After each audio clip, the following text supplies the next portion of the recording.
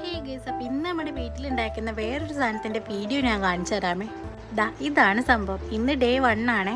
ഈ കൊല്ലം നമ്മുടെ മുല്ലച്ചെടിയിൽ ഒരുപാട് പൂക്കളിട്ടിട്ടുണ്ടായേ. പിന്നെ ഞാൻ ഒന്നും നോക്കില്ല, വിരിയാൻ നിൽക്കുന്ന എല്ലാ പൂമുട്ടുകളും ഞാൻ പൊട്ടിച്ചിട്ടുണ്ടായേ. നമ്മുടെ വീട്ടിൽ ഈ ഒരു നോർമൽ ടൈപ്പ് ജാസ്മിൻ അല്ലാണ്ട് വേറെ പലതരം വെറൈറ്റി ജാസ്മിൻസ് ഉണ്ട് കേട്ടോ. ചെടികളിൽ മുട്ട് വരുമ്പോൾ ഞാൻ കാണിച്ചു തരാമേ. ഇപ്പം ഞാൻ പൊട്ടിക്കുന്നത് നമ്മുടെ നോർമൽ ജാസ്മിൻ ആണ് കേട്ടോ. ഡേ 1 നമുക്ക് ഇത്രയും ക്വാണ്ടിറ്റി കിട്ടിട്ടോ. ഇത് ഡേ 2 ആണേ.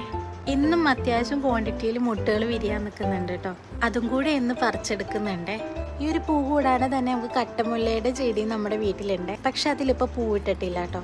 ഇത് ഇന്നലെ വിരിഞ്ഞതും ഇത് ഇന്ന് വിരിഞ്ഞതും ആണ് കേട്ടോ. ഇതാണ് കേട്ടോ നമ്മുടെ ഫൈനൽ ലുക്ക്. ഇത് അത്യാവശ്യം തിക്കിൽ കെട്ടിയോണ്ട് 2 മുഴ ഉണ്ട്. അതല്ല നമ്മൾ നോർമലി കടയിൽ കിട്ടുന്ന പോലെ കെട്ടുകയാണെങ്കിൽ എങ്ങനെ വന്നാലും ഒരു 4 മുഴ ഉണ്ടാവും കേട്ടോ.